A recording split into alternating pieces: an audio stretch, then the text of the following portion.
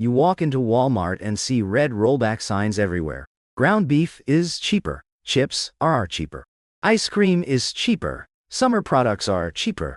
Hundreds, sometimes thousands, of items suddenly cost less. At first, this looks like good news. Maybe inflation is finally over. Maybe companies have discovered how to lower prices. Maybe the economy is stronger than everyone thought. But Walmart does not cut prices because it feels optimistic. Walmart cuts prices because it knows exactly how much pressure its customers are under. And when the largest retailer in the United States decides that price matters more than almost anything else, it is telling you something about the real economy that official headlines often miss. This is not just a story about groceries. It is a story about household stress, excess inventory, market share, corporate margins, and the strange economy hiding beneath strong consumer spending numbers. To understand the signal, begin with Walmart itself. Walmart is not a luxury store. It sells food, cleaning supplies, medicine, clothing, electronics, furniture, toys, and basic household goods. Millions of people visit because they need something, not because they want an experience. That makes Walmart unusually sensitive to changes in the everyday economy. When a wealthy consumer delays buying a designer handbag, the economy may barely notice. When a middle-income family switches from branded cereal to store-brand cereal, delays replacing a television, or buys less meat, Walmart sees it immediately. The company sees the size of the basket. It sees which products disappear first. It sees whether shoppers use credit. It sees whether they visit more often but buy fewer items. It sees whether higher-income households begin shopping there more frequently. This makes Walmart something like a giant economic sensor. And the sensor is flashing one message. Consumers still have money, but they are becoming much more careful about how they spend it. That difference matters. A recession is usually imagined as a sudden collapse. People lose jobs, stores empty, factories close, spending falls. But household stress can grow long before that happens. A family may still be employed and still spend money while feeling poorer every month. Rent is higher. Insurance is higher. Interest payments are higher. Food is higher than it was several years ago.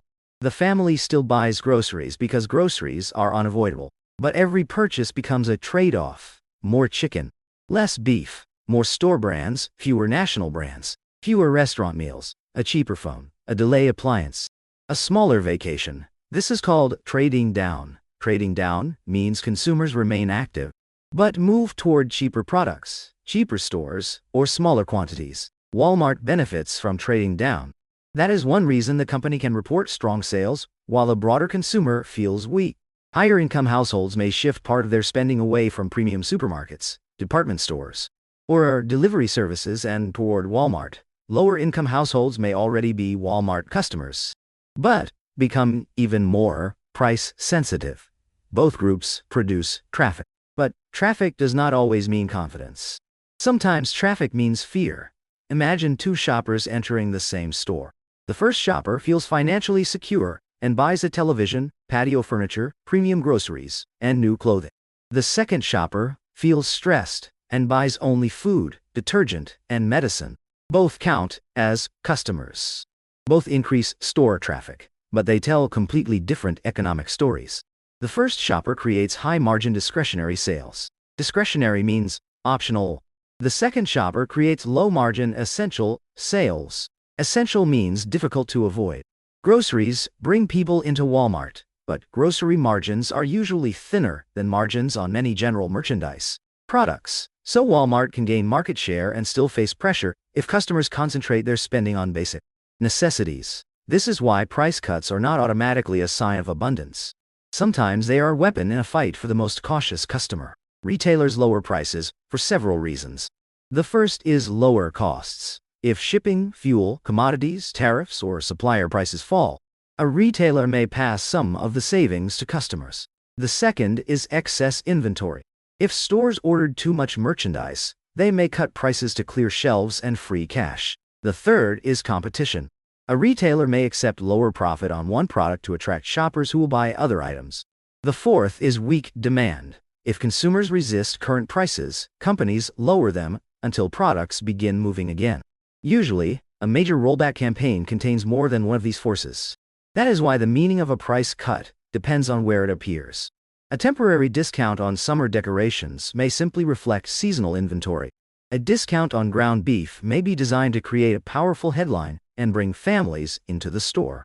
A broad reduction across thousands of everyday products suggests something larger. It suggests that value has become the main battlefield. Walmart has enormous bargaining power.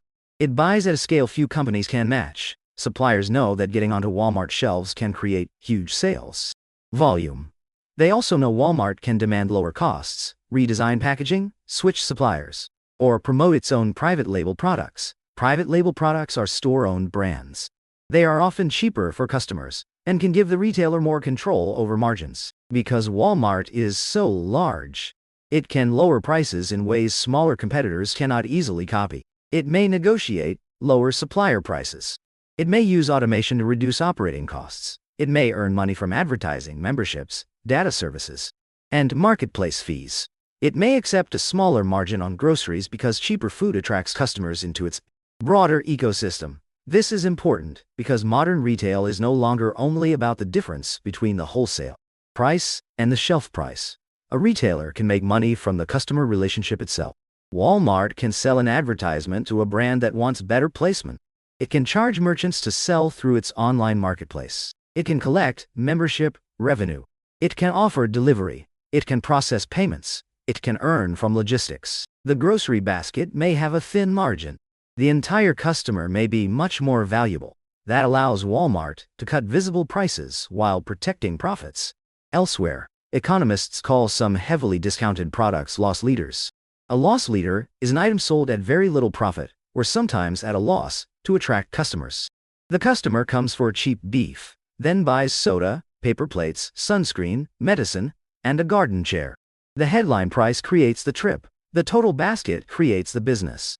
This means Walmart's price cuts can reveal both consumer weakness and corporate strength.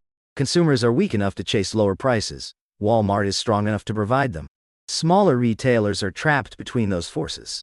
A local grocery store may face the same labor, rent, electricity, insurance, and supplier costs, but it does not have Walmart's purchasing scale. It cannot spread technology investments across thousands of locations. It cannot easily replace lost grocery margin with advertising or marketplace revenue. When Walmart cuts prices, competitors may be forced to respond. Some will lower prices and accept smaller profits. Some will reduce staffing. Some will offer fewer products. Some will close weak locations.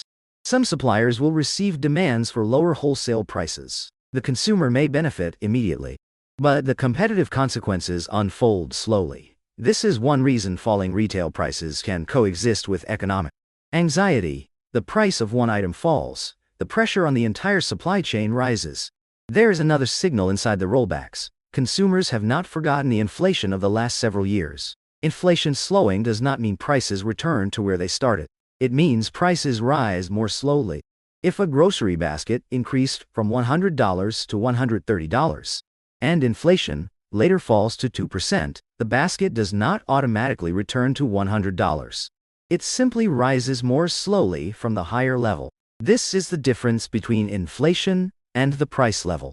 Inflation is the speed of price increases. The price level is the height prices have already reached. Households live with the height. News headlines often focus on the speed. That is why consumers can hear that inflation is improving while still feeling that everything is expensive. A rollback from $5 to $4.50 may look large in an advertisement. But if the product cost $3.50 several years ago, the shopper may not feel relieved. The discount reduces pain. It does not erase the history. This explains why aggressive price campaigns can fail to transform consumer confidence. A shopper may appreciate the lower price and still believe the economy is bad. That is not irrational. The household budget includes more than the products currently on sale. It includes rent, health insurance, car insurance, electricity, childcare, debt payments, and interest. Walmart can cut the price of chips. It cannot directly cut your mortgage payment. It can lower the cost of a barbecue. It cannot lower your apartment rent. This creates a strange split in the economy. Goods prices may stabilize or fall in selected categories.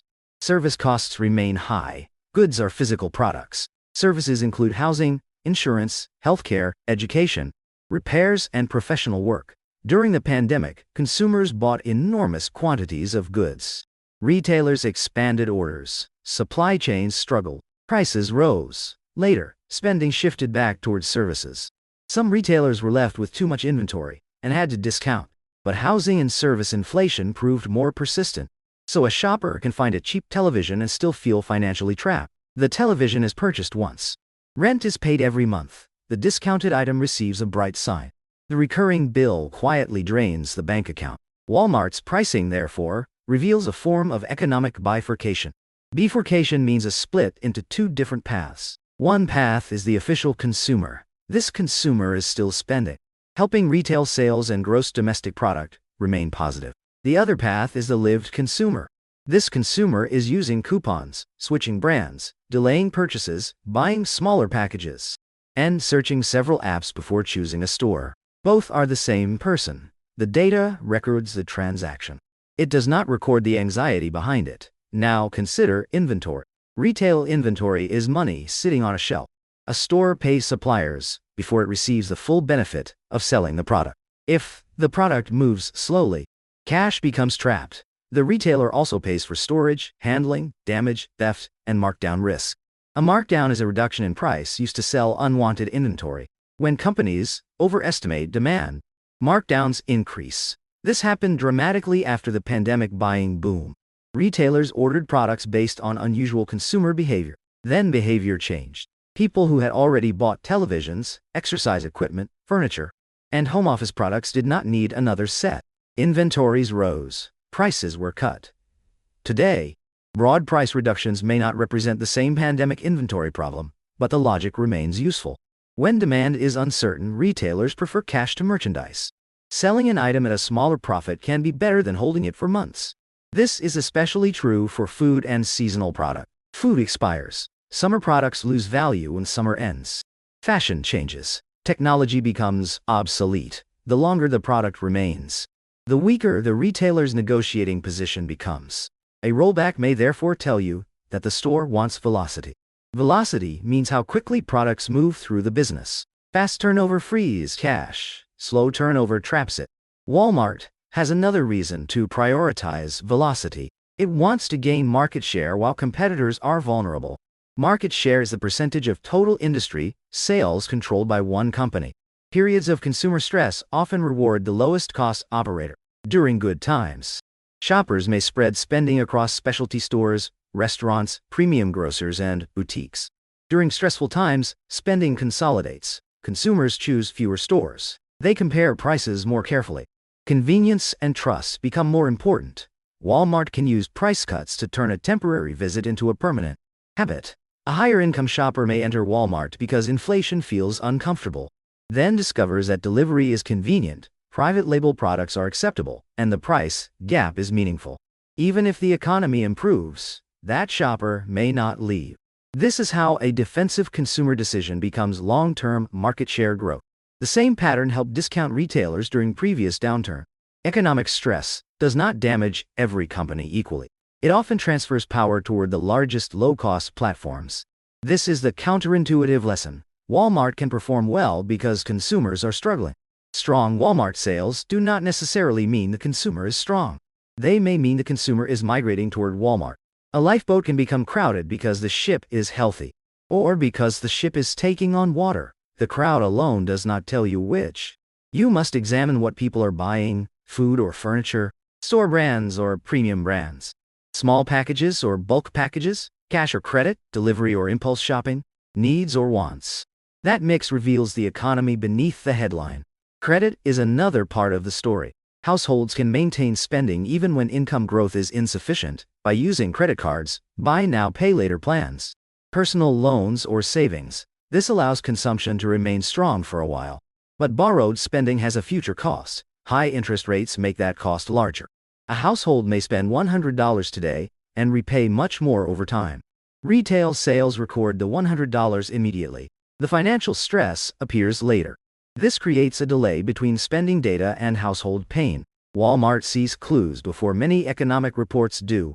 A customer uses more payment methods. A purchase is split. A larger item is delayed. A cheaper substitute enters the basket.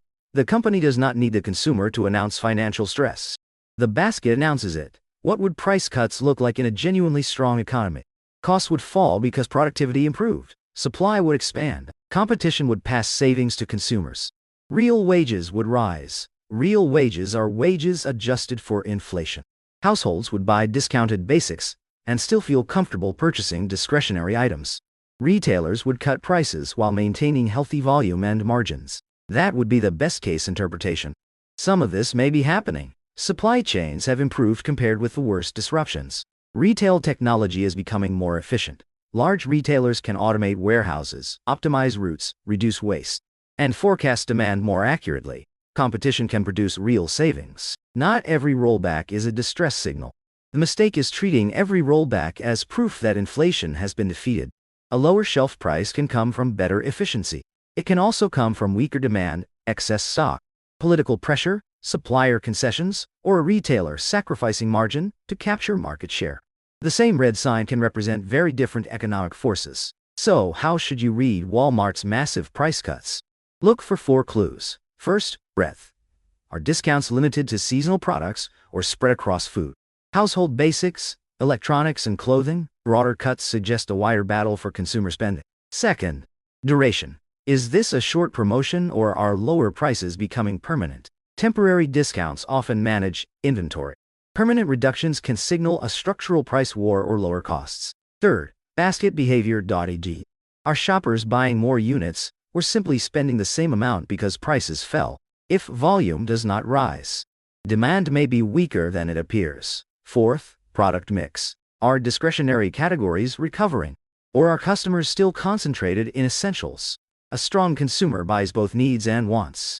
A stressed consumer protects needs and postpones wants. The real economy is usually not captured by one dramatic number. It is visible in substitutions. A family chooses store brand detergent. A shopper removes an item at checkout.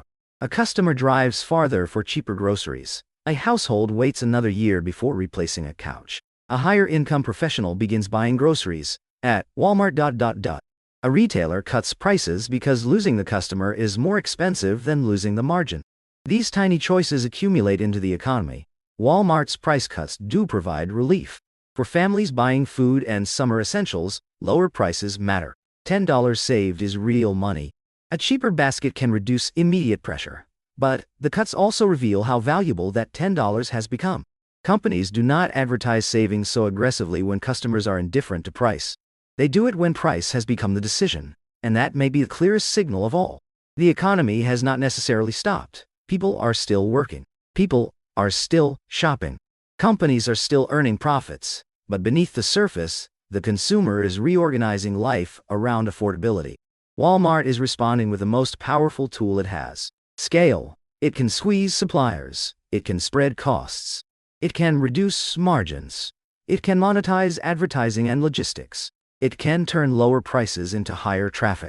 And it can use a period of household stress to become even more dominant. So the next time you see a giant rollback sign, do not ask only how much money you save. Ask why Walmart believes that discount is necessary. Maybe costs are falling. Maybe inventory is too high. Maybe competition is intensifying. Maybe shoppers are exhausted. Most likely, several of these things are true at once. The price tag is not just a price tag. It is a message from the largest retail censor in America. And the message is that the consumer is still standing, still spending, and still carrying far more pressure than the headline economy suggests.